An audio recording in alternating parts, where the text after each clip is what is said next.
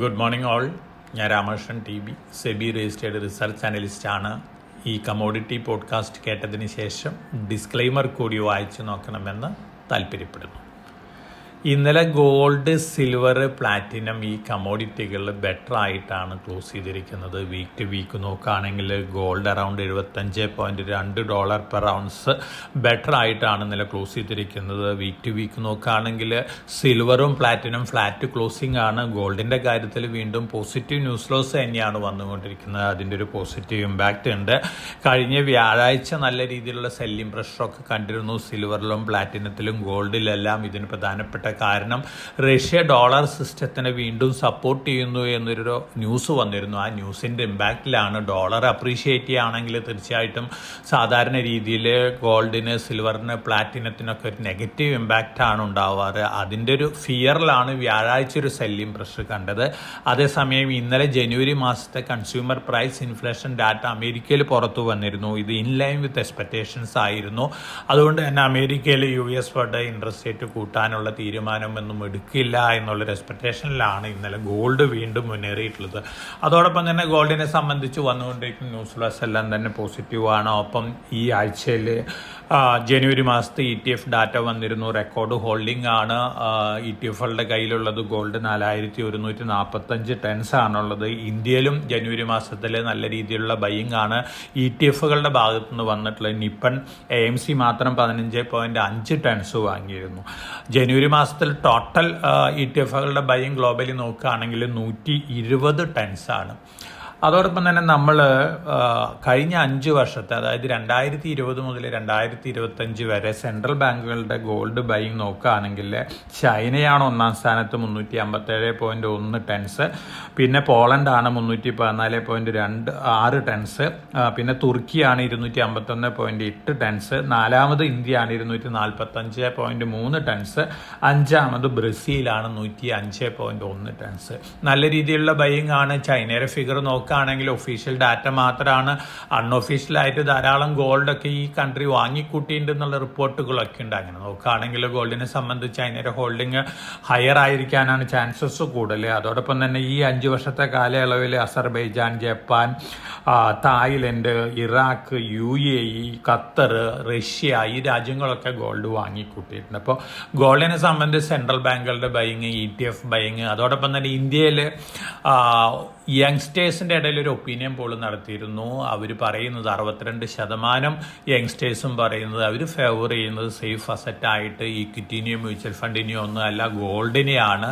62% യങ്സ്റ്റേഴ്സും 5 gram മുതൽ താഴേക്ക് gold വാങ്ങിക്കൊണ്ടിരിക്കുകയാണ്. അടുത്ത 3-4 വർഷത്തേക്കും ഈ ബൈയിങ് കണ്ടിന്യൂ ചെയ്യും എന്നുള്ള ഒരു ഇൻഡിക്കേഷനാണ് ഈ പോളിൽ നിന്ന് ലഭിക്കുന്നത്. അപ്പോൾ ഗോൾഡിനെ സംബന്ധിച്ച് ഇന്ത്യയിലത്തെ യങ്സ്റ്റേഴ്സിൻ്റെ ന്യൂസും വളരെ പോസിറ്റീവാണ്. ഗ്ലോബലി മറ്റു രാജ്യങ്ങളിലെ യങ്സ്റ്റേഴ്സ് ETF-കളൊക്കെ വലിയ രീതിയിൽ ബൈയിങ് ആരംഭിക്കുക. അതോടൊപ്പം തന്നെ സെൻട്രൽ ബാങ്കുകൾ വീണ്ടും ബൈയിങ് ആരംഭിച്ചു കഴിഞ്ഞാൽ ഗോൾഡ് വീണ്ടും മുന്നേറാനുള്ള സാധ്യതകളാണ് കാണുന്നത്.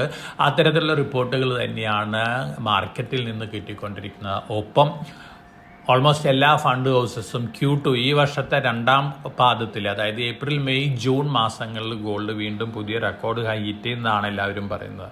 തീർച്ചയായിട്ടും ഇത്തരത്തിലുള്ള ന്യൂസിൻ്റെ ഒരു ഇമ്പാക്റ്റ് അടുത്ത ദിവസങ്ങളിലും ഗോൾഡ് പ്രൈസിൽ കാണാനുള്ള സാധ്യതകളുണ്ട്. അതേസമയം തിങ്കളാഴ്ച US മാർക്കറ്റിന് അവധിയാണ്, കോമക്സിന് അവധിയാണ്, ലണ്ടൻ മെറ്റൽ എക്സ്ചേഞ്ച് മാത്രമേ ഉണ്ടാവുള്ളൂ. തിങ്കളാഴ്ച മുതൽ നെക്സ്റ്റ് മൺഡേ വരെ, അതായത് 16-ാം തീയതി മുതൽ 23-ാം തീയതി വരെ ചൈനീസ് മാർക്കറ്റുകൾക്ക് അവധിയാണ്.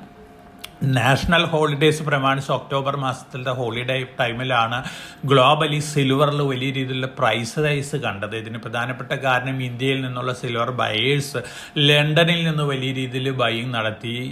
ചൈനീസ് മാർക്കറ്റിലാണ് വലിയ സപ്ലൈ വരാറ്. ചൈനീസ് മാർക്കറ്റ് ഹോളിഡേ ആയിരുന്നു. അതുകൊണ്ട് തന്നെ വലിയ രീതിയിലാണ് ഒക്ടോബർ മാസത്തിൽ സിൽവർ പ്രൈസ് മുന്നേറിയിട്ടുണ്ടായിരുന്നത്. അത്തരത്തിലുള്ളൊരു സ്ക്യൂസ്, അതായത് ഡെലിവറി ഡിമാൻഡ് ചെയ്യുമ്പോൾ ഡെലിവറി ഇല്ലാത്തൊരവസ്ഥ ഇപ്രാവശ്യം വരുമോ എന്നുള്ള കാര്യം നമുക്ക് കാത്തിരുന്ന് കാണണം. അടുത്ത ആഴ്ച ഹോളിഡേ ആണ്. അതുകൊണ്ട് തന്നെ ഒരുപക്ഷെ സിൽവറിലും ഗോൾഡിലും മറ്റ് കമ്മോഡിറ്റികളിലൊക്കെ ഒരു ലെസ് ആക്ടിവിറ്റി കാണാനുള്ള സാധ്യതകളുണ്ട്. അതേസമയം ഇത്തരത്തിൽ ലണ്ടനിലും അതുപോലെ തന്നെ ചൊവ്വാഴ്ച ട്രേഡിംഗ് ആരംഭിക്കുമ്പോൾ കോമക്സിലൊക്കെ വലിയ രീതിയിൽ ഫ്ലക്ച്വേഷൻസ് വരികയാണെങ്കിൽ സിൽവർ പ്രൈസും ഗോൾഡ് പ്രൈസും വീണ്ടും മുന്നേറാനുള്ള സാധ്യതകളുണ്ട്.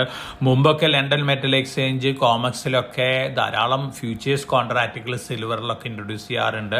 അതൊന്നും തന്നെ ഫിസിക്കൽ ഡെലിവറി ബേസ്ഡ് ആയിരുന്നില്ല. അതുകൊണ്ട് തന്നെ എക്സിസ്റ്റിംഗ് ഫ്യൂച്ചേഴ്സ് കോൺട്രാക്റ്റുകൾ ഡെലിവറി ഡിമാൻഡ് ചെയ്യുമ്പോൾ ഡെലിവറി കൊടുക്കാൻ സാധിച്ചില്ലെങ്കിൽ അല്ലെങ്കിൽ ഒരു ഷോർട്ട് സ്ക്വീസ് വരികയാണെങ്കിൽ തീർച്ചയായിട്ടും സിൽവറിൽ അത് വലിയ രീതിയിലുള്ള വൊളാറ്റിലിറ്റിയും അതുപോലെ തന്നെ അപ്വേർഡ് മൊമെൻ്റ് ഒക്കെ ഉണ്ടാക്കാനുള്ള സാധ്യതകളുണ്ട്. അതേസമയം മറ്റു ന്യൂസ് ഫ്ലോസ് ഒക്കെ നോക്കുകയാണെങ്കിൽ സിൽവറിൽ ഒരു വൊളാറ്റിലിറ്റി നമുക്കൊക്കെ എക്സ്പെക്ട് ചെയ്യാം. അതോടൊപ്പം തന്നെ പ്ലാറ്റിനത്തിൻ്റെ കാര്യം നോക്കുകയാണെങ്കിൽ പ്ലാറ്റിനത്തിലും ഒരു ബുള്ളിഷ് ബയാസ് ലോങ് റണ്ണിൽ കാണാനുള്ള സാധ്യതകളാണ്. വലിയൊരു അപ്വേർഡ് മൊമെൻ്റ് അല്ല, എന്നിരുന്നാലും മറ്റ് കമ്മോഡിറ്റികൾക്കൊക്കെ ഒപ്പം മുന്നേറാനുള്ള സാധ്യതകളാണ് കാണുന്നത്.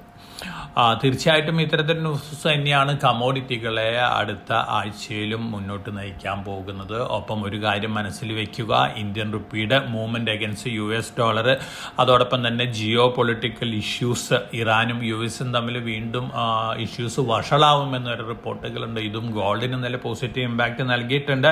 അടുത്ത ആഴ്ച തീർച്ചയായിട്ടും എന്തെങ്കിലും ടെൻഷൻസ് കൂടുകയാണെങ്കിൽ അതിൻ്റേതായ ഒരു പോസിറ്റീവ് ഇമ്പാക്റ്റും ഗോൾഡിലൊക്കെ കാണാനുള്ള സാധ്യതകളുണ്ട്. ഒപ്പം സിൽവറിലും കണ്ടേക്കാം. സിൽവറിനെ സംബന്ധിച്ച് നോക്കുകയാണെങ്കിൽ ചൈന ജനുവരി മാസം മുതൽ എക്സ്പോർട്ട് കൺട്രോൾ കൊണ്ടുവന്നിരിക്കുകയാണ്. അടുത്ത 3 വർഷത്തിനുള്ളിൽ ചൈനയും US-ഉം തമ്മിൽ തൈവാൻ്റെ പേരിൽ ഒരു ഇഷ്യൂ ഒക്കെ നടക്കാനുള്ള സാധ്യതകളുണ്ട്. അതുകൊണ്ട് തന്നെ മുൻകൂട്ടി കണ്ടുകൊണ്ടാണ് ചൈന ക്രിട്ടിക്കൽ മിനറൽസ് ഒക്കെ എക്സ്പോർട്ട് ചെയ്യുന്ന കൺട്രോൾ കൊണ്ടുവന്നിരിക്കുകയാണ്. ഇതും സിൽവറിനെ സംബന്ധിച്ച് പോസിറ്റീവാണ്. ജിയോ പൊളിറ്റിക്കൽ ടെൻഷൻസ് വഷളാവുന്നത് തീർച്ചയായിട്ടും സിൽവറിനെ സംബന്ധിച്ചും ഗോൾഡിനെ സംബന്ധിച്ചും പ്ലാറ്റിനത്തിനെ സംബന്ധിച്ചൊക്കെ പോസിറ്റീവ് ഇമ്പാക്റ്റ് തന്നെയാണ് നൽകാൻ പോകുന്നത്. അപ്പോൾ ഇതൊക്കെയാണ് ഈ ആഴ്ചയിലത്തെ കമ്മോഡിറ്റി ന്യൂസ് ഫ്ലോസ്. വളരെ കോഷ്യസ് ആയിട്ട് മാർക്കറ്റിൽ മൂവ് ചെയ്യുക. അടുത്ത ആഴ്ചയിൽ അമേരിക്കയിൽ തിങ്കളാഴ്ച ഹോളിഡേ, അതുപോലെ തന്നെ എൻ്റയർ ചൈനീസ് ഹോളിഡേയ്സ് ഉണ്ട്.